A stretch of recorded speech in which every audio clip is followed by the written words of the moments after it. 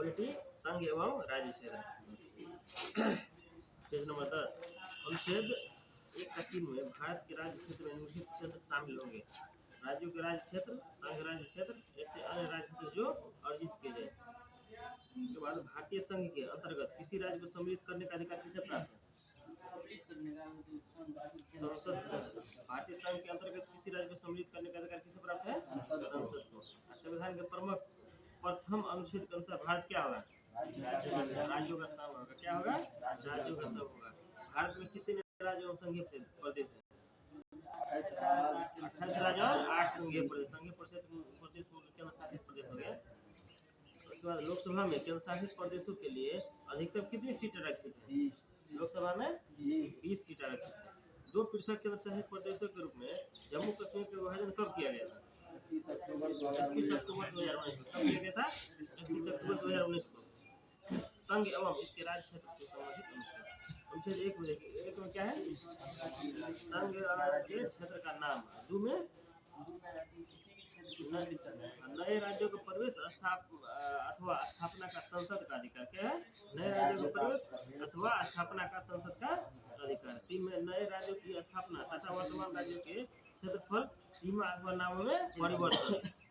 जो है सीमा में परिवर्तन क्या हो गया? अनुच्छेद 3। अनुच्छेद 4 में 367 के बाहर अनुच्छेद 2 और 3 के अंतर्गत बनाए गए कानून जिनके द्वारा पहली तथा चौथी अनुसूची पूरक अनुसांगिक एवं अनुवर्ती मामलों में संशोधन किए जा सके, या इसको कहा जा सकता है कि राष्ट्रपति से अनुमति के बाद जो किया जाता है वही हो गया अनुच्छेद 4।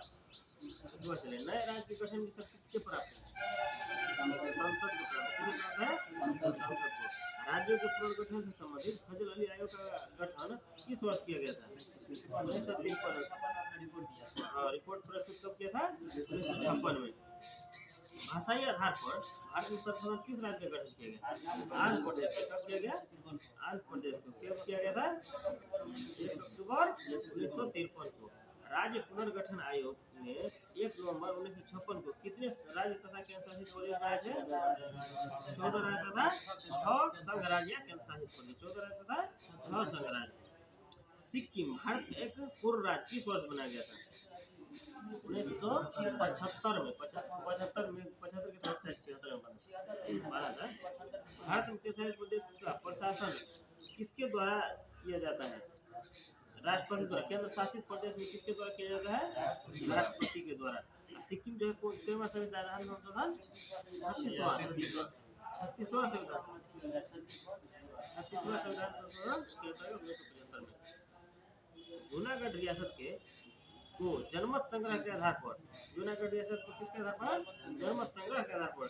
हैदराबाद की रियासत को ऑपरेशन पूर्ण में सैन्य कार्रवाई जो है अथी के सैनिक सबको जो है भेजा था पुलिस के पुलिस के रूप में भेजा था, तब जो उसको हैदराबाद शामिल किया। हैदराबाद किसमें कार्रवाई शामिल होंगे?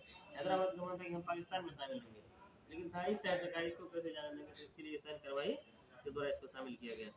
जम्मू कश्मीर रियासत के शासक हरि सिंह ने पाकिस्तानी सेना एवं कबालियों के आक्रमण से सुरक्षा सुनिश्चित करने हेतु भारत के साथ विलय पत्र पर क्या किया? हस्ताक्षर किया। जम्मू कश्मीर बोला था कि हम न पाकिस्तान में शामिल होंगे न हम जो है इंडिया में शामिल होंगे, हम स्वतंत्र रहेंगे। स्वतंत्र जो है कि जैसे ही पाकिस्तान अलग हुआ इंडिया के अटैक करने लगा जो है बचाने के लिए, तब उसके बाद क्या किया? हरि सिंह जो है इसके साथ विलय किया। उससे पहले पीओके जो कहता है अभी, पीओके क्या कहता है? पाकिस्तान ऑक्युपाइड कश्मीर, यही है। भारत में मिलने से पहले वो कब्जा कर लिया था, नहीं तो भारत में पहले मिला रहा था वो कब्जा नहीं करता है। सही बात।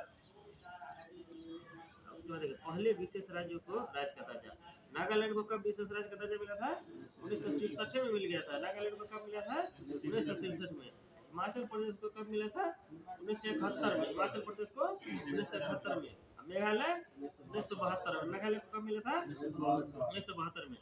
सिक्किम को 1975 में। सिक्किम को कब मिला था? 1975 में। अरुणाचल प्रदेश को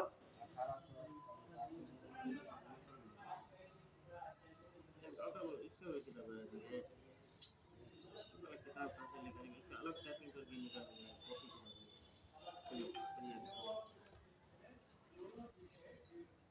सही है कि गलत हो। यहाँ क्षेत्रीय परिषद है, परिषद का नाम मुख्यालय सम्मिलित राज्य एवं संघराज्य।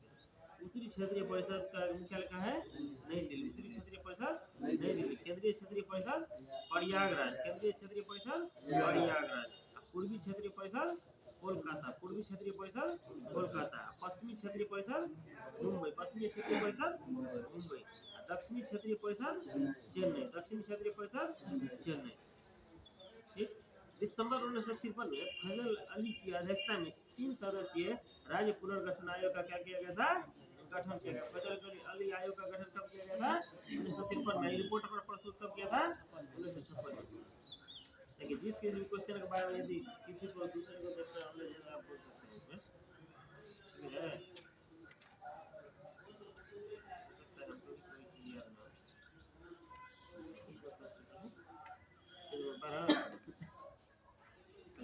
इंडियन ज्योग्राफी में है चैप्टर का नंबर प्राकृतिक वनस्पति क्या है?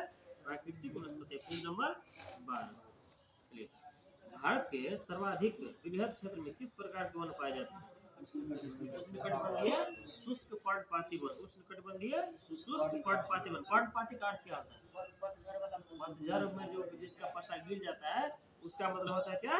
पर्णपाती। उष्णकटिबंधीय का मतलब जैसे कि मतलब गर्मी जहाँ पे जो है अधिकतर गर्मी पड़ता है उस हिसाब से उसको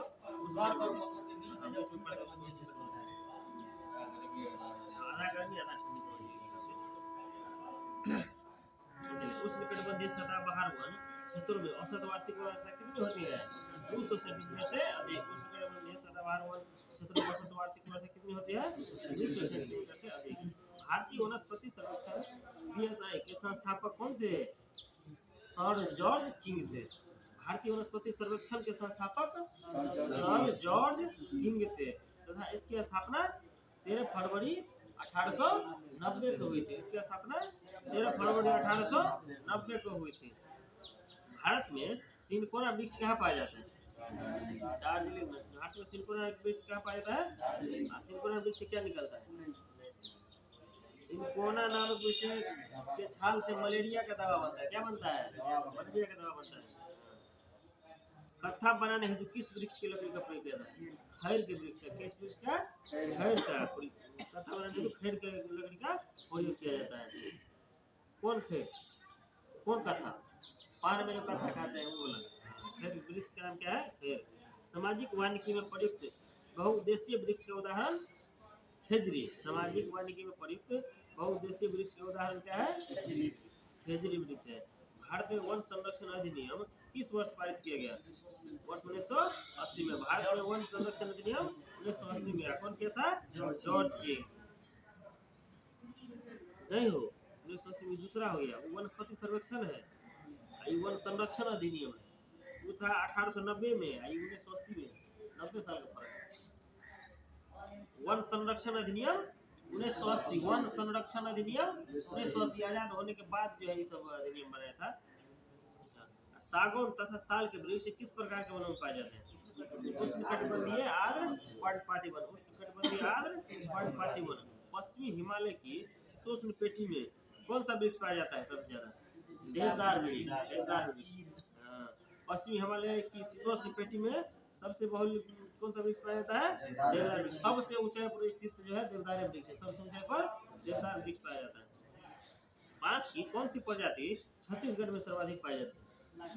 लाठी बांस। बांस के बांस की कौन सी प्रजाति छत्तीसगढ़ में सर्वाधिक पाई जाती है? लाठी बांस।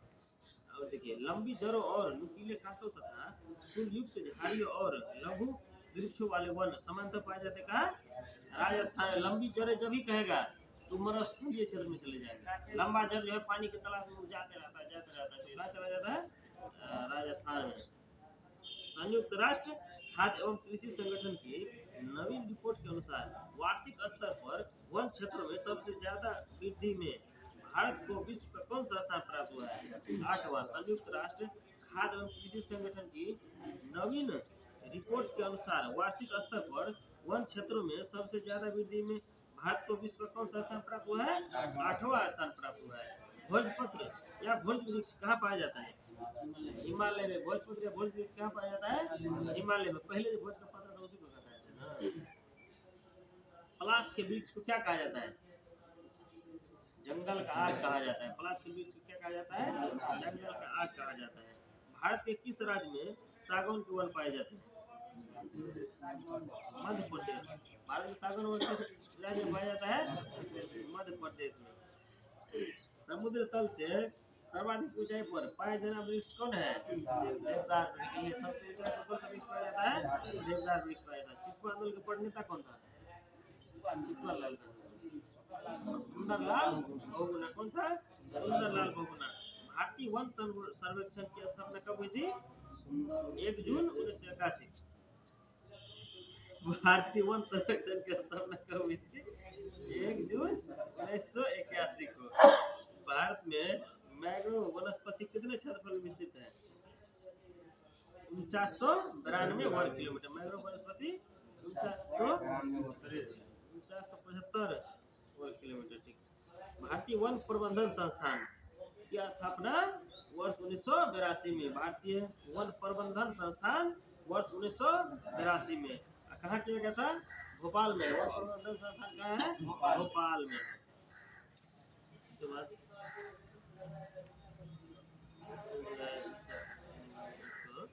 वर्गीकरण किया गया है 16 समूह में।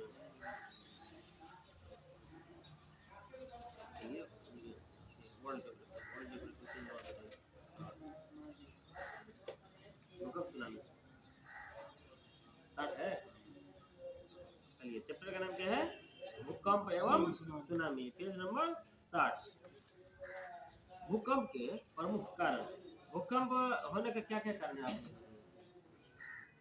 जैसे ज्वालामुखी लंबा निकलता है, उसके बाद भूकंप साक्षी इस कारण से भी हो सकता है, समुद्री अथी के कारण भी लोहा इस कारण से भी होता है। देखिए, 1 नंबर में है ज्वालामुखी क्रिया। ज्वालामुखी क्रिया के कारण भी जो है भूकंप आ सकता है। उसके बाद ध्वंस एवं संपीड़न क्रिया। ध्वंस एवं संपीड़न क्रिया, समस्थितिक या समायोजन या भू संतुलन। प्लेट जो टकराता था वो भी एक भू संतुलन होगा उसमें। इसमें प्रत्यास्थ पुनश्चलन क्रिया, प्रत्यास्थ और पुनश्चलन क्रिया, प्लेट विवर्तन क्रिया। ये हुआ प्लेट में प्लेट टकराता है तब भूकंप आ सकता है। पृथ्वी के आंतरिक भाग में भूकंपीय तरंगों का संचरण। देखिए, इस तरंगे कोर में प्रवेश नहीं कर पाती। इस तरंगे कोर में प्रवेश नहीं कर पाती। जहां से भूकंप निकलता है उसको क्या कहते हैं? भूकंप का केंद्र। भूकंप का केंद्र।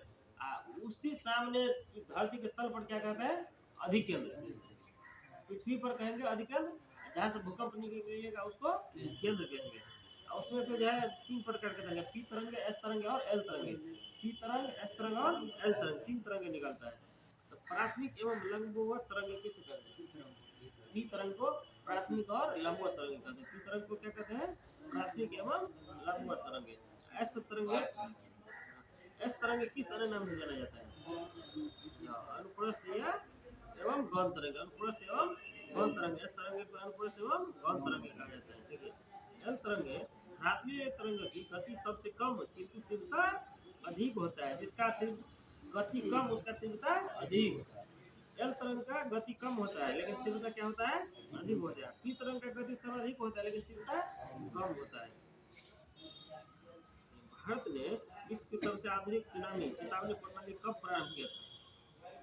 अक्टूबर 2007 में। भारत ने विश्व की सबसे आधुनिक सुनामी चेतावनी प्रणाली कब प्रारंभ किया था? अक्टूबर 2007 में। भारतीय राष्ट्रीय महासागर सूचना सेवा केंद्र कहाँ स्थापित किया गया? हैदराबाद के तेलंगाना में। भारतीय राष्ट्रीय महासागर सूचना सेवा केंद्र कहाँ स्थापित किया गया है? हैदराबाद के तेलंगाना में। भूकंपीय तरंगों की तीव्रता मापने वाले यंत्र को क्या कहते हैं? भूकंप लेखी या सिस्मोग्राफ। उसका सिस्मोग्राफ भी नाम है और भूकंप लेखी भी नाम है। क्या नाम है? भूकंप लेखी या सिस्मोग्राफ। भूकंप मापन के कितने स्केल हैं? 3 स्केल है। भूकंप मापन के कितने स्केल है? 3 स्केल। बताइए। Richter, Mercalli, Rossi-Forel. Richter, Mercalli, Rossi-Forel. ये सब क्वेश्चन ज्यादा पूछते हैं भूकंप के बारे में। वहीं पे दिया है रिक्टर स्केल दिया रहता है। किसी बार मर्केली स्केल दिया जाएगा, रॉसी रोसीफ्लोरल स्केल इस पैमाने पर 1 से 11 मापक रखे गए हैं। रोसीफ्लोरल में 1 से 11। मर्केली स्केल यह अनुभव आधारित पैमाना है। इसके 1 से 12 मापक रखे गए हैं, 1 से 12। रिक्टर स्केल में यह लघु गणकीय मापक है जिसकी तीव्रता 0 से 10 तक होती है। सही 10 तक। रिक्टर स्केल में प्रत्येक अगली इकाई पिछली इकाई की तुलना में जैसे दिखता है 10 गुना होता है। जैसे 1 से 2 होगा ना तो उसका 10 गुना होगा तब 2 होगा, 2 से 3 होगा तो उसका 10 गुना होगा तब 3 होगा। सर्वप्रथम किस स्थान पर भूकंप की तरंगें अनुभव की जाती है? भूकंप के केंद्र पर। सर्वप्रथम किस स्थान पर भूकंप की तरंगें अनुभव की जाती है? भूकंप के केंद्र पर। इस स्थान को विश्व की भूकंप राजधानी कहा जाता है। भूकंप की राजधानी पार्कफील्ड कैलिफोर्निया। पार्कफील्ड कैलिफोर्निया। भूकंप के प्रकार प्लेट विवर्तन क्रिया के अनुसार भूकंप का प्रकार होता है कौन? छिछले केंद्र वाले भूकंप, एक मध्यम केंद्र वाले भूकंप, एक गहन केंद्र वाले भूकंप, एक पतालीय केंद्र वाले भूकंप। भूकंप अधिकेंद्र से 105 डिग्री और 145 डिग्री मध्य का क्षेत्र क्या कहलाता है? भूकंपीय छाया क्षेत्र। भूकंपीय अधिकेंद्र से 105 डिग्री और 145 डिग्री मध्य का क्षेत्र क्या कहलाता है? भूकंपीय छाया क्षेत्र। विश्व का सबसे विस्तृत भूकंप क्षेत्र कौन सा है? प्रशांत महासागरीय पेटी। विश्व का सबसे विस्तृत भूकंप क्षेत्र कौन सा है? प्रशांत महासागरीय तटीय पेटी। किस स्थान को विश्व की भूकंप की राजधानी कहा जाता है? प्रशांत महासागरीय तटीय पेटी को क्या कहा जाता है? विश्व की भूकंप राजधानी कहा जाता है। पार्कफील्ड कैलिफोर्निया को कहा जाता है। पार्कफील्ड कैलिफोर्निया इसमें बोलेगा जो है विश्व का सबसे विस्तृत भूकंप क्षेत्र प्रशांत महासागरीय तटीय। किस स्थान को विश्व की भूकंप राजधानी कहा जाता है? तो प्रशांत महासागरीय तटीय पेटी को भी कहा जाता है। प्लेट विवर्तन क्रिया के कारण भारतीय उपमहाद्वीप का कौन सा प्रदेश भूकंप ग्रहणशील है? तो प्लेट विवर्तन क्रिया के कारण भारतीय उपमहाद्वीप का कौन सा प्रदेश भूकंप ग्रहणशील है? उत्तर पश्चिमी प्रदेश। कौन है? उत्तर पश्चिमी प्रदेश। भूकंप आने से पहले वायुमंडल में किस गैस की मात्रा में वृद्धि हो जाती है?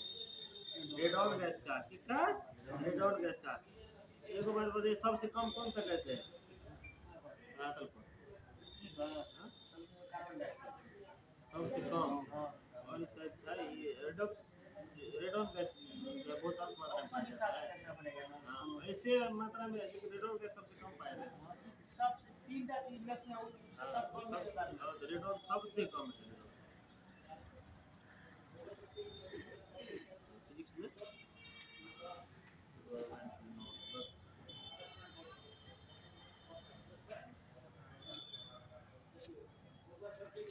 राजधानी जेट वायुमंडल किस पल पर शरीर पहुंचा? राजधानी जेट सब परत को ये है प्राधानी जेट से वायुमंडल किस पल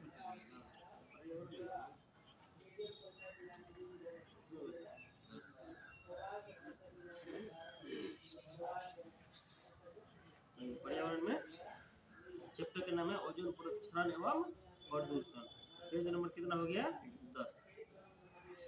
चेरनोबिल यूक्रेन में स्थित परमाणु केंद्र में नाभिकीय दुर्घटना कब हुई थी? 26 अप्रैल 1986 को। 26 अप्रैल 1986 को।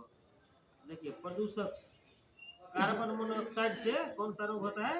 श्वास संबंधी रोग हो जाता है। कार्बन मोनोऑक्साइड से श्वास संबंधी रोग हो जाता है। नाइट्रोजन ऑक्साइड से केंद्रीय तंत्रिका तंत्र संबंधी समस्या। केंद्रीय तंत्रिका तंत्र संबंधी नाइट्रोजन ऑक्साइड से। धूलकण से यकृत और वृक्क क्षति। शीशा से कैंसर। शीशा से कैंसर। भारत की कौन सी नदी अपने प्रदूषकों के कारण जैविक मरुस्थल कहलाती है? दामोदर नदी। भारत की कौन सी नदी अपने प्रदूषकों के कारण जैविक मरुस्थल कहलाती है? दामोदर नदी कहलाती है। पेयजल में नाइट्रेट की मात्रा अधिक होने के कारण बच्चे में कौन सा रोग हो जाता है? नाइट्रेट की अधिकता से ब्लू बेबी सिंड्रोम। क्या होता है? ब्लू बेबी सिंड्रोम, या इसको मैथोग्लोबिनिया। मिथाइलोग्लोबिनिया। सिगरेट के धुएं में कौन से प्रमुख प्रदूषक पाए जाते हैं? कार्बन मोनोऑक्साइड व बेंजीन, कार्बन मोनोऑक्साइड व बेंजीन, इससे क्या होता है, श्वास संबंधी रोग हो जाता है। ग्रीन मफलर किस पर्यावरणीय समस्या से संबंधित है? ध्वनि प्रदूषण से। ग्रीन मफलर प्रभावित करता है इससे ध्वनीय प्रदूषण से। अधूरे प्रज्वलन के कारण कार से कौन सी गैस निकलेगा? अधूरा जलेगा तो कार्बन मोनोऑक्साइड, कौन निकलेगा? Carbon monoxide. लकड़ियों अधूरा जलेगा तो मोनोऑक्साइड निकलेगा। दोनों भी चीज अधूरा जलेगा तो कार्बन मोनोऑक्साइड, जैसे कच्चा लकड़ी जलेगा तो कार्बन मोनोऑक्साइड। पॉलीथीन की थैलियों को नष्ट क्यों नहीं किया जा सकता है? पॉलीमर से निर्मित होने के कारण। पॉलीथीन की थैलियों को नष्ट क्यों नहीं किया जाता है? पॉलीमर से निर्मित होने के कारण। भोपाल गैस त्रासदी में जो है 3 दिसंबर 1984 में यूनियन कार्बाइड फैक्ट्री से क्या हुआ था? Methyl isocyanide. भोपाल गैस त्रासदी में मिथाइल आइसोसाइनाइड का रिसाव हुआ था। इंसिनरेटर्स का प्रयोग किस लिए किया जाता है? पूरे कचरे को जलाने के लिए। इंसिनरेटर्स का प्रयोग पूरे कचरे को जलाने के लिए। भारत में जल प्रदूषण निवारण तथा नियंत्रण अधिनियम किस वर्ष लागू किया गया था? वर्ष 1974 में। भारत में जल प्रदूषण निवारण तथा नियंत्रण अधिनियम किस वर्ष लागू किया गया था? वर्ष 1974 में। कौन सा ईंधन न्यूनतम वायु प्रदूषण करता है? हाइड्रोजन। क्योंकि हाइड्रोजन जलने के बाद क्या प्राप्त होता है? जल प्राप्त हो जाता है, इसलिए सबसे कम प्रदूषण कौन करता है? हाइड्रोजन। उसके बाद अभी जो है मतलब ईंधन जो है नवीनतम ईंधन किसको बनाया गया है? हाइड्रोजन को। भविष्य का ईंधन हाइड्रोजन को। सुपरसोनिक जेट विमानों से निकलने वाली कौन सी गैस ओजोन परत को क्षति पहुंचाती है?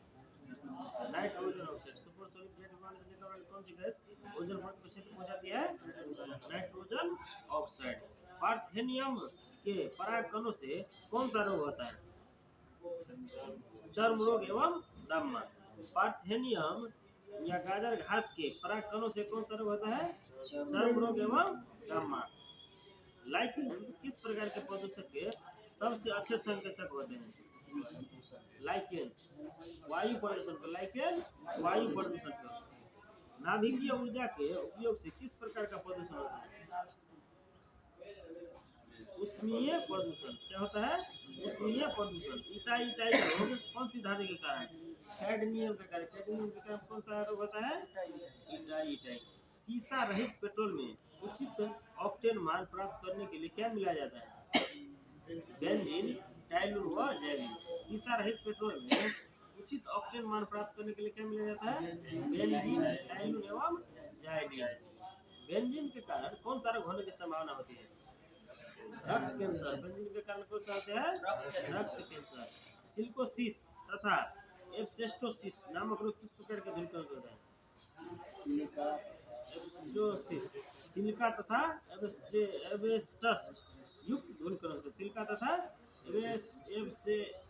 एब्सेस्टस। सिलिकोसिस सिलिके के कारण होता है। चलिए, भूमिगत जल को प्रदूषित करने वाला प्रमुख प्रदूषक तत्व कौन सा है? आर्सेनिक तथा फ्लोराइड। भूमिगत जल को प्रदूषित करने वाला प्रमुख प्रदूषक तत्व कौन सा है? आर्सेनिक तथा फ्लोराइड। कोयला उद्योग में संलग्न व्यक्तियों को सामान्यतः कौन सा रोग हो जाता है? ल्यूकोनियोसिस। कोयला उद्योग में संलग्न व्यक्तियों को सामान्यतः कौन सा रोग हो जाता है? ल्यूकोनियोसिस। भारत में प्राय सभी अपमार्जकों में किस पदार्थ की अधिकता पाई जाती है? फॉस्फेट की। भारत में प्राय सभी अपमार्जकों में किस पदार्थ की अधिकता पाई जाती है? फॉस्फेट की। किस उद्योग में संलग्न लोगों में बेसिनोसिस रोग से ग्रस्त हो जाने का जोखिम रहता है? कपड़ा उद्योग में बेसिनोसिस रोग से। कपड़ा उद्योग में बेसिनोसिस रोग से। जल में कार्बनिक यौगिक का मापन सामान्यतः किस पद्धति से किया जाता है? क्रोमैटोग्राफी। जल में कार्बनिक यौगिकों का मापन सामान्यतः किस पद्धति से किया जाता है? क्रोमैटोग्राफी। ब्लैकफुट नामक रोग किस कारण होता है? ब्लैकफुट आर्सेनिक अधिकता से। जल में यदि आर्सेनिक का मात्रा अधिक रहेगा तो क्या होगा? ब्लैकफुट में पैर काला पड़ जाता है। किस पादप को जलीय विषाक्त पदार्थों के अवशोषण के रूप में जाना जाता है? जलकुंभी को किस पादप को जलीय विषाक्त पदार्थों के अवशेषक के रूप में जाना जाता है? जलकुंभी। ग्लोबल वार्मिंग के फलस्वरूप जलवायु में होने वाले परिवर्तन का मापन कैसे किया जाता है? रेडियो सक्रिय फोर्सिंग के द्वारा। रेडियो सक्रिय फोर्सिंग के द्वारा। जीरोडर्मा पिगमेंटोसम नामक रोग किस प्रकार के विकिरण के प्रति संवेदनशील व्यक्तियों को होता है? पराबैंगनी विकिरण। जीरोडर्मा पिगमेंटोसम नामक रोग किस प्रकार के विकिरण के प्रति संवेदनशील व्यक्ति को होता है? पराबैंगनी विकिरण। वायु प्रदूषण की एस्बेस्टस धूल से फेफड़ा प्रभावित होता है। वायु प्रदूषण में एस्बेस्टस धूल फेफड़े, शीशा से मस्तिष्क, शीशा से मस्तिष्क, पारा से उदर, पारा से उदर, उदर किसको कहता है? पेट को। कार्बन मोनोऑक्साइड रक्त वाहिका, कार्बन मोनोऑक्साइड से रक्त वाहिका, क्योंकि सांस लेने से जो है कार्बन ऑक्सीजन छोड़कर कार्बन मोनोऑक्साइड पहले चला जाता है। इंडोर वायु प्रदूषण की सर्वाधिक महत्वपूर्ण प्रदूषक रेडॉन गैस है। इसमें फेफड़े का कैंसर एवं रक्त कैंसर होता है। वायु प्रदूषण की सर्वाधिक महत्वपूर्ण गैस कौन सी है? रेडॉन गैस है। इससे फेफड़े का कैंसर एवं रक्त कैंसर हो जाता है।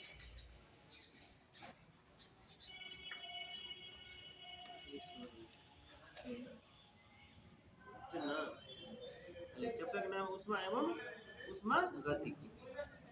हाइड्रोजन से भरे हुए गुब्बारे को पृथ्वी से छोड़ने पर गुब्बारे में क्या परिवर्तन होगा? गुब्बारे के आयाम में क्या होगा? वृद्धि होगा। हाइड्रोजन से भरा रहेगा, जैसे जैसे ऊपर जाएगा क्या होगा? उसका आयाम में वृद्धि होगा। तेज हवा वाली रात्रि में ओस नहीं बनने का क्या कारण है? वाष्पीकरण की गति का तेज होना, वाष्पीकरण की गति का तेज होना या दर का तेज होना। कमरे में रखे रेफ्रिजरेटर का दरवाजा खोल देने पर कमरे के तापमान पर क्या प्रभाव पड़ेगा? बढ़ जाएगा। लोग को लगता रहता है कि खोलने के फ्रिज में रूम ठंडा हो जाएगा, लेकिन क्या होगा? उसका तापमान और बढ़ जाएगा। वो थर्मामीटर जो 2000 डिग्री सेल्सियस मापने हेतु उपयुक्त हो, उसे क्या कहा जाता है? पूर्व विकिरण तापमान या पायरोमीटर। क्वेश्चन पूछा हुआ है। पूर्व विकिरण तापमान या पायरोमीटर। मापन हिमांक, क्वथनांक, बराबर भाग और एक भाग। फारेनहाइट 32 डिग्री फ़ारेनहाइट, क्वथनांक 212 डिग्री फ़ारेनहाइट, बराबर भाग 180, एक भाग 1 डिग्री फ़ारेनहाइट। सेल्सियस का हिमांक 0 डिग्री सेल्सियस, सेल्सियस का हिमांक 0 डिग्री सेल्सियस, क्वथनांक 100 डिग्री सेल्सियस, बराबर भाग 100, क्या है? एक भाग हो गया 1 डिग्री सेल्सियस। केल्विन का 273 केल्विन, हिमांक का 273 केल्विन, क्वथनांक 373 केल्विन, क्वथनांक 373 केल्विन। इसका बराबर भाग 100 और एक भाग हो गया 1 डिग्री। परम शून्य ताप से क्या तात्पर्य है? सैद्धांतिक रूप से न्यूनतम संभव, जितना जो न्यूनतम से न्यूनतम तापमान हो सकता है, वो इसी को क्या कहते हैं? परम शून्य ताप। स्वचालित इंजनों में हिमरोधी के रूप में किस पदार्थ का प्रयोग किया जाता है? एथिलीन ग्लाइकोल का। स्वचालित इंजनों में हिमरोधी के रूप में किस पदार्थ का प्रयोग किया जाता है? एथिलीन ग्लाइकोल का। जब बर्फ पिघलती है तब उसके आयतन पर क्या प्रभाव पड़ता है? आयतन घट जाता है। जब बर्फ पिघलती है तो आयतन के ऊपर क्या पड़ता है? आयतन घट जाता है। अब बर्फ पानी जब बर्फ में जब तो उसका आयतन क्या होता है? बढ़ जाता है। जैसे किसी पाइप में हम पानी को डालेंगे और बर्फ जमेगा तो पाइप को फाड़ देगा, क्योंकि उसका आयतन क्या होता है? बढ़ जाता है। इसलिए थर्मोस्टेट यंत्र का संबंध तापक्रम से है। थर्मोस्टेट यंत्र का संबंध किससे है? तापक्रम से, जिसका उपयोग किसी निकाय का दाब स्वनियंत्रित करना है। जिसका उपयोग किसी निकाय का दाब स्वनियंत्रित करना है। रेफ्रिजरेटर में थर्मोस्टेट का प्रमुख कार्य क्या है? एक समान तापमान को बनाए कौन रखता है? थर्मोस्टेट। कौन रखता है? थर्मोस्टेट बनाए रखता है। रेफ्रिजरेटर में खाद्य पदार्थों का ताजा रखने हेतु कितना तापमान चाहिए? 4 डिग्री सेल्सियस चाहिए। पानी का घनत्व सबसे अधिक 4 डिग्री सेल्सियस, पानी का घनत्व सबसे अधिक 4 डिग्री सेल्सियस पर। स्वस्थ मनुष्य के शरीर का सामान्य तापमान कितना होता है? 37 डिग्री सेल्सियस या 310 केल्विन। स्वस्थ मनुष्य के शरीर का तापमान 37 डिग्री सेल्सियस या 310 केल्विन। 310 केल्विन कैसे हुआ? 273 में जितना डिग्री सेल्सियस होगा उतना जोड़ देंगे तो हो जाएगा 310। फ़ारेनहाइट का देखिए फॉर्मूला है।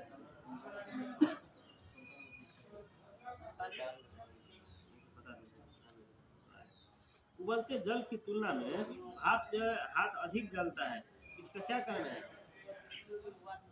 भाप में गुप्त ऊष्मा क्या होता है? अधिक होता है। भाप में गुप्त ऊष्मा अधिक होता है। पानी में साधारण नमक मिलाने पर पानी के क्वथनांक बिंदु क्या होता है? बढ़ जाता है। पानी के क्वथनांक बिंदु बढ़ जाता है तथा हिमांक बिंदु घट जाता है। जैसे अंडा उबालते समय उसमें नमक क्यों डाला जाता है? क्वथनांक बढ़ाने के लिए। जितना टेम्परेचर पे खोलता है उससे ज्यादा टेम्परेचर पे खोलेगा तब जो है जल्दी उबालेगा, इसके लिए दिया जाता है। ये सबको पता नहीं रहता, खाली कहेगा नमक डालो, क्यों डाला जाता है वो पता नहीं रहता है। हाँ, लॉजिक है कि नमक डालना है। सेंटीग्रेड एवं फ़ारेनहाइट तापक्रम कितने डिग्री पर एक समान होता है?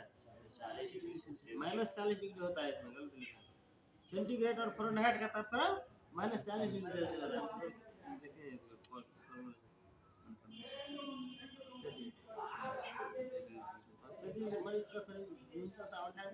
ना, जैसे ये है ना 37 डिग्री मनुष्य, ये हो गया आपको अति में सेल्सियस में 98.6 डिग्री तक आपको बुखार नहीं माना जाता है। समझ लो 99 हो गया ना, 99 होगा तुरंत बॉडी चलेगा।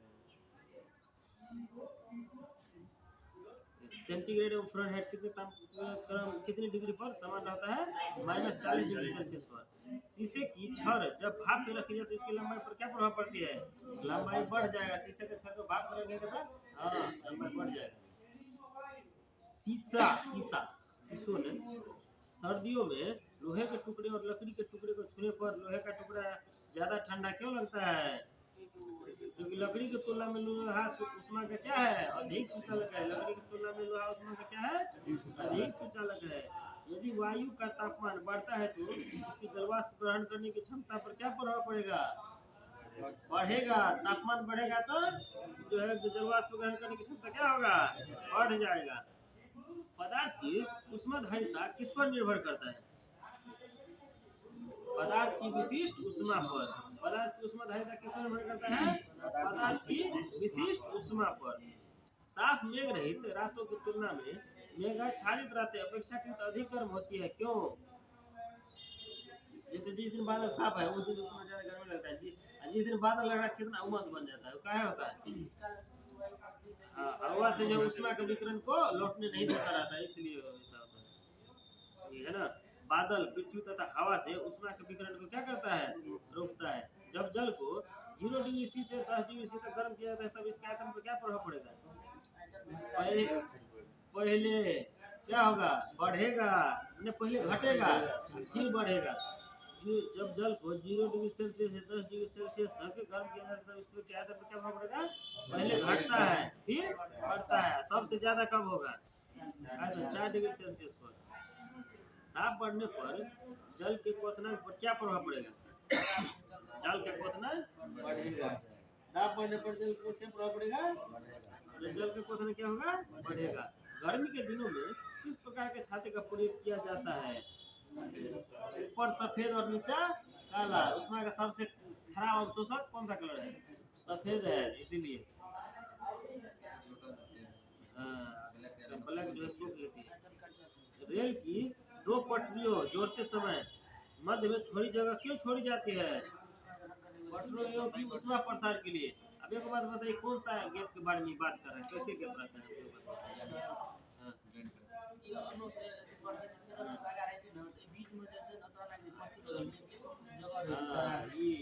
बहुत लोग को समझ में आता रहता है कि दोनों पटरी है ना, इसी दोनों को कह रहा है। ये नहीं है। ये जो पटरी है देखिएगा, जहाँ ज्वाइंट रहेगा यहाँ थोड़ा सा जगह ज्वाइंट के बीच में गैप छोड़ेगा, क्योंकि ट्रेन जो चलता है तो गर्मी से क्या होगा? ये बढ़ेगा। यदि बढ़ेगा यहाँ गैप नहीं छोड़ेगा तो उसका आयतन जो है उड़ जाएगा, तो चक्का जो है हो जाएगा। इसलिए उसमें क्या होता है? जगह थोड़ा उसमें पसंद है। प्रेशर कुकर के अंदर का उच्चतम तापमान किस पर निर्भर करता है? ऊपर छेद के क्षेत्रफल एवं उस पर रखे गए वजन पर भी। ऊपर के छेद के क्षेत्रफल और ऊपर रखे गए वजन पर। सीटी जो लगा रहता है वही। कमरे में लगा हुआ वातानुकूलक किसे नियंत्रित करता है? वातानुकूलक एसी जो लगा रहता है वो आर्द्रता एवं तापक्रम को, आर्द्रता और तापक्रम दोनों को संवहन द्वारा ऊष्मा का स्थानांतरण हो सकता है। किसमें? द्रव एवं गैस दोनों में। संवहन द्वारा ऊष्मा का स्थानांतरण द्रव एवं गैस में। चालन द्वारा ठोस में, और संवहन द्वारा द्रव एवं गैस में। देखिए चालन का प्रयोग शीत ऋतु में लकड़ी व लोहे का ताप समान होने पर भी लोहे की कुर्सी अधिक ठंडी लगती है। क्या लगती है? लोहे की कुर्सी अधिक, यही है चालन। ठोस में चालन और द्रव गैस में संवहन। संवहन मतलब यह है एक दूसरा से ट्रांसफर होता है। चीनी मिट्टी के प्याले में चाय पीना धातु के प्याले में चाय पीने से अधिक आसान है। ये भी चालने का अनुप्रयोग है। क्या है? चालन का अनुप्रयोग है। शुष्क बैटरी में अमोनियम क्लोराइड और जिंक क्लोराइड विद्युत अपघटों का क्या किया जाता है? प्रयोग किया जाता है। शुष्क बैटरी में अमोनियम क्लोराइड और जिंक क्लोराइड विद्युत अपघटों का प्रयोग किया जाता है। डिजर्ट कूलर द्वारा शीतलन किस सिद्धांत के आधार पर कार्य करता है? चलिए केमिस्ट्री में कौन सा पे?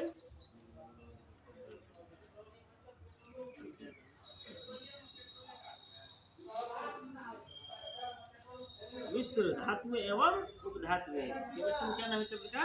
मिश्र धातु एवं उपधातु। Page number 30। मिश्र धातु में किस पदार्थ के सम्मिश्रण से स्टेनलेस स्टील अनुचुंबकीय हो जाता है? निकेल से। मिश्र धातु में किस पदार्थ के सम्मिश्रण से स्टेनलेस स्टील अनुचुंबकीय हो जाता है? निकेल से। मिश्र धातु यौगिक तथा विलयन दोनों रूप में हो सकते हैं। मिश्र धातु जो है यौगिक तथा विलयन दोनों प्रकार में हो सकती है। वायुयान का ढांचा बनाने के लिए किस मिश्र धातु का प्रयोग किया जाता है? ड्यूरेलुमिन का। वायुयान का ढांचा बनाने के लिए ड्यूरेलुमिन, उसका जो है पाठ पुर्जा एल्यूमिनियम, उसका जो है सारा चीज और किससे बनाया जाता है? एल्यूमिनियम से। गैसोहोल किन पदार्थों का मिश्रण है? एथिल अल्कोहल तथा पेट्रोल। गैसोहोल किन पदार्थों का मिश्रण है? Ethyl alcohol plus petrol. टाका सीसा व टीन का। टाका किसका मिश्रण है? सीसा व टीन का। गैल्वेनीकृत लोहे पर किस पदार्थ का लेप किया जाता है? जस्ते का। गैल्वेनीकृत लोहे पर किस पदार्थ का लेप किया जाता है? जस्ते का। पीतल किन धातुओं के मिश्रण से बने होते हैं? तांबा एवं जस्ता से। पीतल जो है तांबा एवं जस्ता से। कांसा तांबा और टीन से। तांबा और टीन से क्या बनता है? कांसा बनता है। स्टील को कठोरता प्रदान करने के लिए उसमें क्या मिलाया जाता है? कार्बन की मात्रा बढ़ाया जाता है। स्टील को कठोरता प्रदान करने के लिए कार्बन की मात्रा बढ़ाया जाता है। मिश्र धातु अधिक शक्तिशाली, संक्षारण प्रतिरोधी तथा धातु की तुलना में अधिक लागत प्रभावी भी होता है। मिश्र धातु जो है एक तो कम लागत में मिलता है और उससे ज्यादा जो है कठोर या जिस चीज के उपयोग करेंगे वो उस प्रकार का बन जाता है। मिश्र धातु बनाने से अधिक शक्तिशाली और संक्षारण प्रतिरोधी भी हो जाता है। जंग रहित लोहा बनाने में कौन सी धातु प्रयुक्त होती है? क्रोमियम। लोहा में यदि क्रोमियम मिला देंगे तो क्या होगा? जंग नहीं लगेगा। रासायनिक दृष्टि से सिंदूर का मिश्रण क्या है? Mercuric sulphide. रासायनिक दृष्टि से सिंदूर का मिश्रण है मर्क्यूरिक सल्फाइड। Mercuric sulphide. हवाई जहाज तथा रेल के डिब्बों में ऊर्जक रूप में किस धातु से निर्मित? इस धातु का प्रयोग किया है एल्युमिनियम का। किस धातु से? एल्युमिनियम। सिलिकॉन एवं ऑक्सीजन का संयुक्त रूप क्या कहलाता है? Silicon dioxide. सिलिकॉन एवं ऑक्सीजन का संयुक्त रूप क्या कहलाता है? Silicon dioxide. जल और चौक के मिश्रण को किस विधि के द्वारा पृथक किया जा सकता है? जल और चौक अवसादन विधि द्वारा। जल और चौक को अवसादन विधि द्वारा। अवसादन विधि क्या मतलब है? ऑप्शन को शायद चूज करो। अवसादन विधि फाइबर ग्लास को विद्युत विधि बनाने के लिए कौन सी धातु का प्रयोग किया जाता है? बोरॉन। फाइबर ग्लास को विद्युत विधि बनाने के लिए कौन सी धातु प्रयोग की जाती है? बोरॉन प्रयोग की जाती है। कौन सी धातु शुद्ध रूप में एल्युमिनियम के समान दिखाई देती है? सिलिकॉन। कौन सी धातु शुद्ध रूप से एल्युमिनियम के समान दिखाई देती है? सिलिकॉन। लेंस में प्रयोग किया जाने वाला गैलियम आर्सेनाइड किस धातु का यौगिक है? आर्सेनिक का। गैलियम आर्सेनाइड आर्सेनिक का। कौन सी धातु पेयजल में मिश्रित होकर मानव स्वास्थ्य के लिए घातक है? आर्सेनिक है। क्या है? आर्सेनिक है। पुनर्लेखन योग सीडी एवं डीवीडी में जो है सीडी एवं डीवीडी के निर्माण में प्रयुक्त धातु कौन सा है? टेल्यूरियम। CTDVT जो बनता था पहले दिन उसमें क्या प्रयोग किया जाता था? टेलुरियम।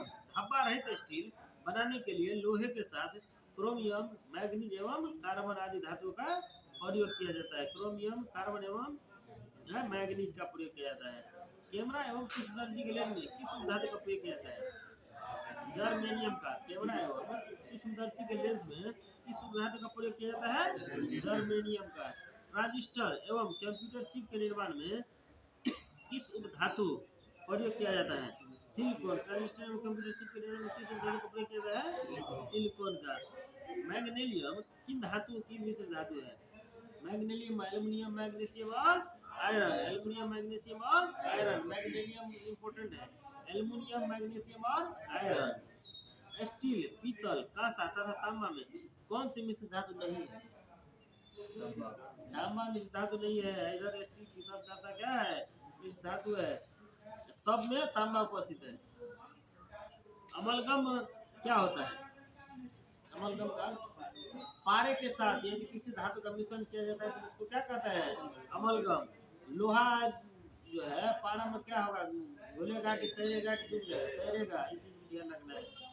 पारा में क्या होगा? लोहा तैरेगा। सर्वाधिक मात्रा में सिलिका का प्रयोग किस प्रकार के कांच के निर्माण में होता है? क्वार्ट्ज कांच में सर्वाधिक मात्रा में सिलिका का प्रयोग किस प्रकार के कांच के निर्माण में होता है? क्वार्ट्ज कांच। जर्मन सिल्वर में कौन सी धातुएं होती है? तांबा, जस्ता तथा निकिल। जर्मन सिल्वर में तांबा, जस्ता एवं निकिल। पेयजल में आर्सेनिक की कितनी मात्रा सुरक्षित मानी जाती है? 10 भाग प्रति बिलियन। 10 भाग प्रति बिलियन। पीतल, कांसा तथा जर्मन सिल्वर इन सभी में उभय घटक के रूप में कौन सी धातु है? तांबा है। उभय घटक के रूप में तांबा।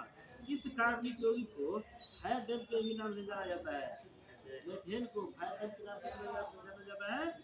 मीथेन को। उपधातुएं boron, silicon, germanium, arsenic, antimony, tellurium और पोलोनियम क्या है? उपधातु है। लोहा उच्च धातुविक बंधन के कारण क्या करता है? अमलगम का निर्माण नहीं करता है। खाली लोहा जो है उस धातु बंधन के कारण अमलगम का निर्माण नहीं करता है। पारा के साथ मिक्स नहीं होता, इसलिए जो धातु पारा के साथ मिलेगा वही अमलगम का निर्माण करेगा। इन क्वेश्चन सब पूछता है आसान है, सब उसी में खाली उलझा देता है। ये चीज ध्यान रखना है। कभी क्वेश्चन में ज्यादा आंसर से नहीं पूछता है। करो क्वेश्चन रहेगा ज्यादा आंसर मैं तो सब page number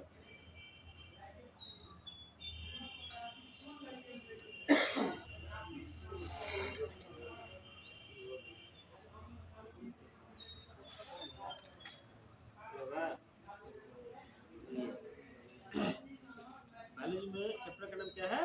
questions. Page number 50। कैसिमर फंग ने किस पोषक तत्व की खोज की थी? विटामिन की। विटामिन का खोज किसने किया था? कैसिमर फंग साहब ने। विटामिन ए से संपन्न खाद्य पदार्थ कौन से है? पौध यकृत तेल, शकरकंद, गाजर, पालक आदि। विटामिन ए से पौध यकृत तेल, शकरकंद, गाजर, पालक आदि। मनुष्य में विटामिन ए की कमी से कौन सा रोग होता है? रतौंधी होता है। मनुष्य में विटामिन ए की कमी से रतौंधी होता है। शरीर की वृद्धि व भार में कमी, कॉर्निया तथा त्वचा संबंधी रोग उत्पन्न हो जाता है। विटामिन ए से और क्या होता है? शरीर की वृद्धि एवं भार में कमी हो जाता है। कॉर्निया तथा त्वचा संबंधी रोग भी उत्पन्न हो जाता है। विटामिन B12 का रासायनिक नाम क्या है? साइनोकोबालामिन। विटामिन B12 का रासायनिक नाम क्या है? साइनोकोबालामिन। खट्टे फलों में कौन सा विटामिन पाया जाता है? Vitamin C. खट्टे फलों में कौन सा विटामिन पाया जाता है? विटामिन सी। विटामिन सी का सबसे प्रमुख स्रोत आंवला को माना जाता है। किसको माना जाता है? आंवला को माना जाता है। घाव के भरने में कौन सा विटामिन सहायक है? Vitamin C. घाव के भरने में कौन सा विटामिन है? विटामिन सी। किलोसिस नामक रोग किस विटामिन की कमी से होता है? Vitamin B2। किलोसिस नामक रोग किस विटामिन का होता है? विटामिन B2 के कारण होता है। थायमिन किसका रासायनिक नाम है? B1 का। विटामिन B1 का थायमिन है। B2 का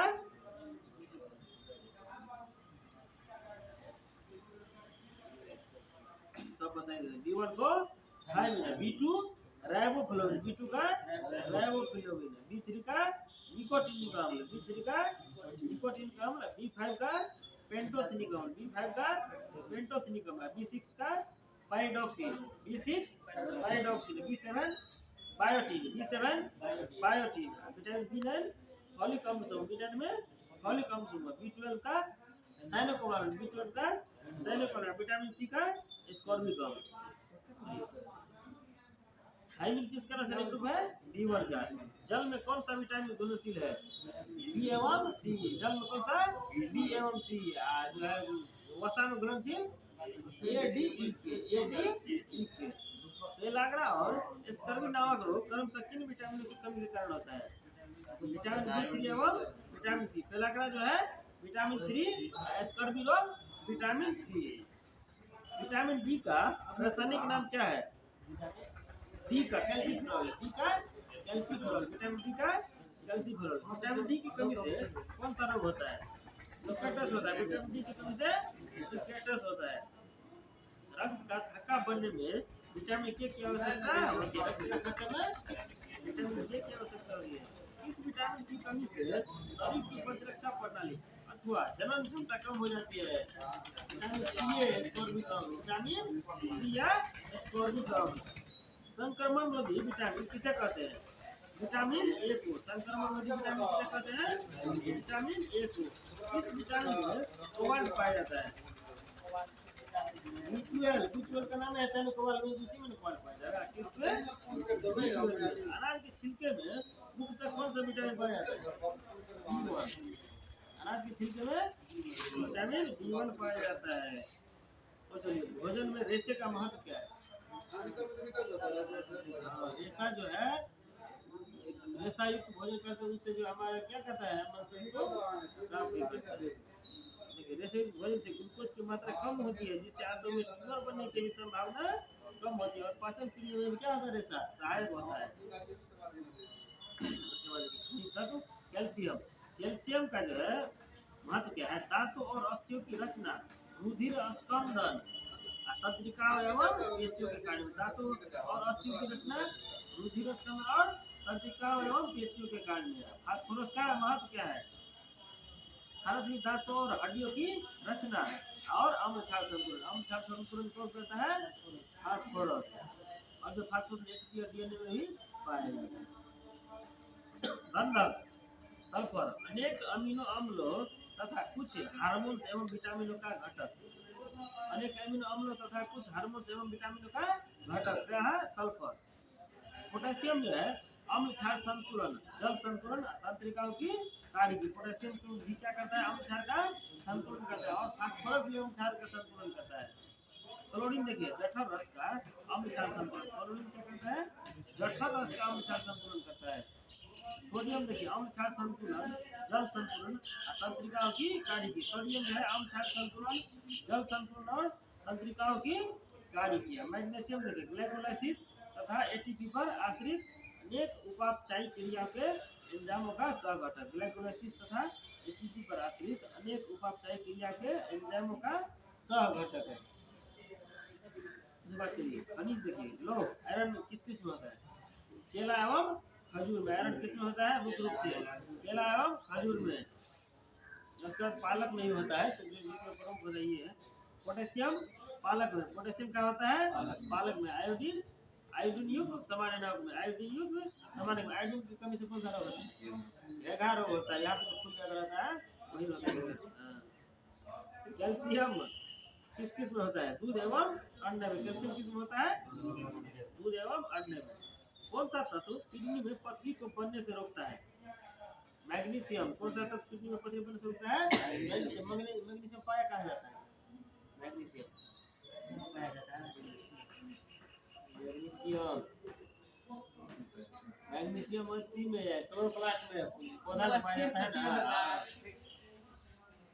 कौन सा तत्व किडनी में पथरी बनने से रोकता है? मैग्नीशियम। कौन सा फल स्कर्वी रोग के उपचार में उपयोगी होता है? आंवला। स्कर्वी रोग आंवला। क्या बोल रहा है? आंवला। इसमें फल है। एक संतुलित आहार में विभिन्न पोषक तत्वों के अनुपात में होनी चाहिए। 1/2 प्रोटीन, 1/2 प्रोटीन, 1/4 वसा, 1/4 वसा, 3/5 कार्बोहाइड्रेट, 3/5 कार्बोहाइड्रेट। इस पोषक तत्व से प्रति ग्राम सर्वाधिक ऊर्जा प्राप्त होती है। वसा, किस पोषक तत्व से प्रति ग्राम सर्वाधिक ऊर्जा प्राप्त होती है? वसा से। इसकी कमी से कीटनिज्म या मंदबुद्धि एवं बौना रोग हो जाता है। आयोडीन की कमी से कीटनिज्म या मंदबुद्धि एवं बौना, आयोडीन की कमी से कौन सा विटामिन शरीर को रोगों से प्रतिरक्षा प्रदान करता है? Vitamin A. कौन सा विटामिन शरीर को रोगों से प्रतिरक्षा प्रदान करता है? Vitamin A. विटामिन डी की अनुपस्थिति से शरीर में क्या हो जाएगा? कैल्शियम का कमी हो जाएगा। होगा करेगा, साथ साथ कैल्शियम का कमी होगा। ऐसे ठंडी में धूप लग रहा है, यहाँ चलो वहाँ चलो। हमारे वायुमंडल में जितना भी चीज है धरती पर सब चीज हमारे लिए क्या है?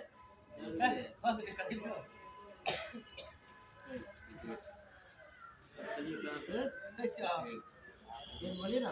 ठीक है,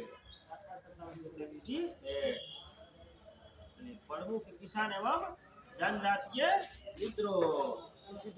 19वीं शताब्दी के दौरान 18 शताब्दी में नहीं हुआ है ये होगा क्रांति है, बचा हुआ भाग है 57 पे। वर्ष 1857 के विद्रोह के दमन के पश्चात भारत शासन अधिनियम 1858 क्या किया गया? पारित किया गया।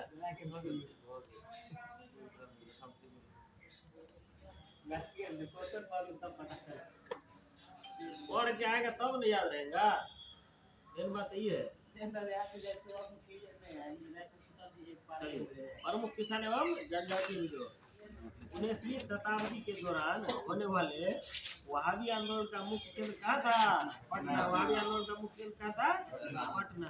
1857 के विद्रोह के पश्चात बंगाल में कौन सा विद्रोह हुआ था? नील विद्रोह। नील विद्रोह कब हुआ था? 1859-60 में हुआ था। नील विद्रोह 1859-60 में। आदिवासी नेता नील विद्रोह करना के जगबंधु नहीं, नील दर्पण के लेखक बंधु हुए थे। आदिवासी नेता को जगत पिता के नाम से किसे जाना जाता है? बिरसा मुंडा का। बिरसा मुंडा क्या जाना जाता है? धरती आबा या जगत पिता के नाम से। संथाल विद्रोह का नेतृत्व किसने किया था? संथाल विद्रोह सिद्धू कान्हू। संथाल विद्रोह सिद्धू कान्हू। 100 से संथाल, 100 से सिद्धू कान्हू। हुआ कब था? 1855-56 में। कब हुआ था? 1855-56 में।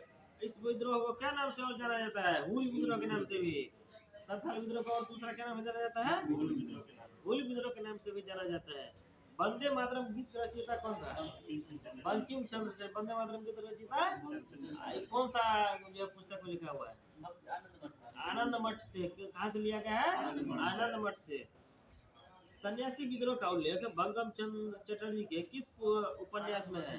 आनंद मठ में है। सन्यासी विद्रोह का उल्लेख आनंद मठ में है। वो विद्रोह कब हुआ था? 1820 से। वो विद्रोह 1820 से। वो विद्रोह 1820 के। प्रमुख आंदोलन इसमें से एक दो क्वेश्चन रहता ही है।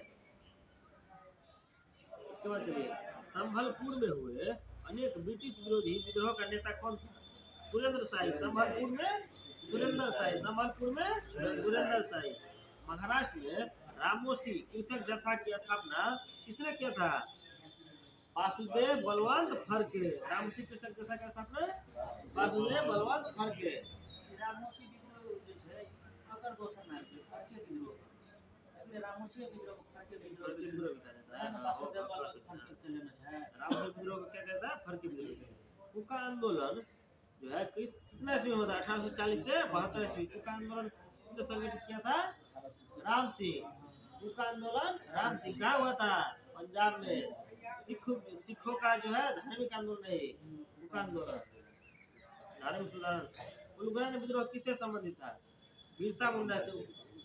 मुंडा विद्रोह को ही क्या कहता है? उलगुरान विद्रोह भी कहा जाता है। मुंडा विद्रोह को उलगुरान विद्रोह भी कहा जाता है।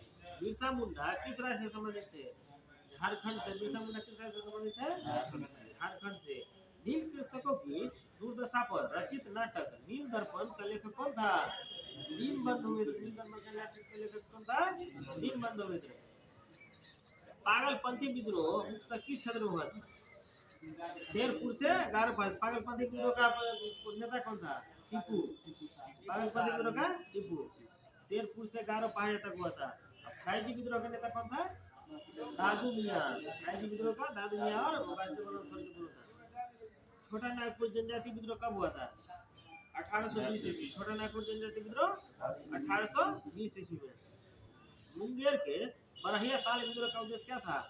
बकास्त भूमि की वापसी की मांग। ये 20% पूछा जाता है। बकास्त भूमि की वापसी की मांग। कोल विद्रोह का नेतृत्व बुद्धो भगत। कोल विद्रोह बुद्धो भगत था 31-32 में। 1831 और 32 में। मानव बलि प्रथा मोरिया का निषेध करने के कारण अंग्रेजों के विरुद्ध कौन सा जाति विद्रोह किया था? खोंड जनजाति। कौन क्या था? खोंड जनजाति। खोंड जनजाति में जो मानव बलि को प्रथा था, इसका जो अंग्रेज जो है ये अति किया, इसको बैन करना चाहा, तो क्या किया? खोंड विद्रोह जो है जनजाति ने चालू कर दिया था। मुंडा विद्रोह किस वर्ष हुआ था? 1899 से 1900। मुंडा विद्रोह 1899 में। कब किस वर्ष हुआ था? 1899। 1855 ईस्वी में संथालों ने किस अंग्रेज कमांडर को पराजित किया था? मेजर बारो को। किससे किया था? मेजर बारो को। सन्यासी विद्रोह का दमन करने का श्रेय किसे दिया जाता है? वारेन हेस्टिंग को। सन्यासी विद्रोह का दमन वारेन हेस्टिंग को। 1831 में बालाकोट की लड़ाई में वहाबी किससे पराजित हुआ था? अंग्रेजों से। 1831 में बालाकोट की लड़ाई में वहाबी किससे पराजित हुआ था? अंग्रेजों से। चलिए, प्रमुख जनजाति विद्रोह। चुआर विद्रोह का नेतृत्व करता राजा जगन्नाथ। चुआर विद्रोह का नेतृत्व करता राजा जगन्नाथ। हुआ कब था? 1768 में। 1768 में। कहाँ हुआ था? नानभूम व वीरभूम। चुआर विद्रोह नानभूम व वीरभूम। इसका नेतृत्व करता राजा जगन्नाथ। वो विद्रोह राजा प्रहार। वो विद्रोह राजा प्रहार। ये हुआ था 20, 22 और 32। 1820, 1822 और 1832 में। इसमें प्रभावित क्षेत्र सिंहभूम व छोटा नागपुर पड़ा। भील विद्रोह सेवाराम और त्र्यंबक। भील विद्रोह सेवाराम त्र्यंबक 1818 से 48। 1818 से 48। प्रभावित क्षेत्र कौन था? खानदेश। खानदेश। चलिए, खासी विद्रोह राजा तीरथ सिंह, मुकुंद सिंह व बारमानी। खासी विद्रोह राजा तीरथ सिंह, मुकुंद सिंह व बारमानी। 1829 से 32। 1829 से 32।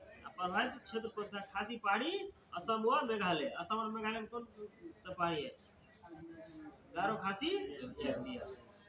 कोल विद्रोह बुद्धो भगत व गंगानारायण। कोल विद्रोह बुद्धो भगत व गंगानारायण। 1831 से 32। ये छोटा नागपुर पड़ा क्या हुआ था? छोटा नागपुर पड़े। रंपा विद्रोह अलूरी सीताराम राजू। रंपा विद्रोह अलूरी सीताराम राजू 1879 में। इसको कहाँ पर हुआ था? आंध्र प्रदेश। खोंड विद्रोह चक्र बिश्नोई। खोंड विद्रोह का कौन था? चक्र बिश्नोई। किसके विरुद्ध लड़ा गया था?